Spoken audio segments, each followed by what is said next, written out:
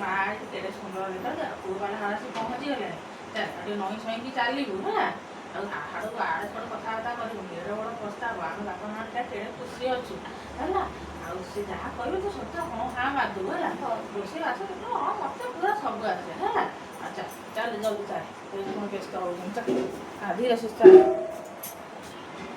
ଚାଲ ମା ଚାଲ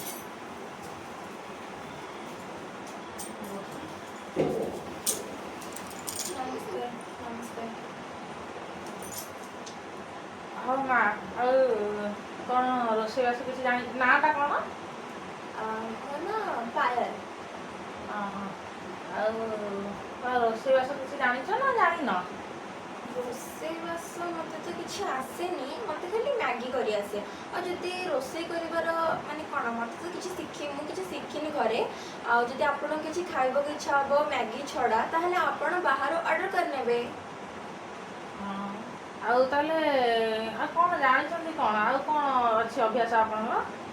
ମୋର ଅଭ୍ୟାସ ଅଛି କି ମୁଁ ସକାଳୁ ଉଠିପାରେନି। ମୁଁ ଶୁଏ 8ଟା 9ଟା ଯାଏ ନହେଲେ ମୋ ନିଦ ଭାଙ୍ଗେନି। ଆଉ ସକାଳୁ ସକାଳୁ ଉଠିଲା ମାତ୍ରେ ମୋ ପାଖରେ ମୋର ଟିଟି ଥିବା ଦରକାର। ଯଦି ନଥିବ ତାହେଲେ ମୋତେ ଜମାରେ ବି ଉଠିବାକୁ ଇଚ୍ଛା ହୁଏନି।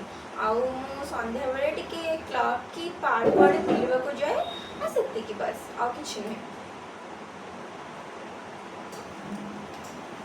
ସମୁଦ୍ରରେ ରୁହନ୍ତୁ ସମୁଦ୍ରରେ ଯାଉଛନ୍ତି କୁଆଡ଼େ ରୁହନ୍ତୁ ହେଇଲା ଟଙ୍କା ତୁ କ'ଣ କଲୁ ଏଡ଼େ ବଡ଼ ପ୍ରସ୍ତାବଟାକୁ ଇଏ କରିଦେଲୁ ତୁ ତୋତେ କହିଥିଲି ତୁ ଯାହା କହିବ ସେଥିରେ ହଁ ହାଁ ମାରିବୁ ତୁ କାହିଁକି ଏମିତି କଥା କହିଲୁ ସେ ରାଗିକି ସବୁ ପଳେଇଲେ ମୁଁ କ'ଣ କରିଲି ଏଡ଼େ ବଡ଼ କ'ଣ ପାଇଁ ହଁ କହିଥାନ୍ତି ମାମା? ଯୋଉଟା ମୋତେ ଆସିନି ମୁଁ ସେଇଟା ହଁ କରିଥାନ୍ତି ଏଇଠି। ତାପରେ ତାଙ୍କ ଘର ଗଲା ପରେ ମୁଁ କ'ଣ କରିଥାନ୍ତି?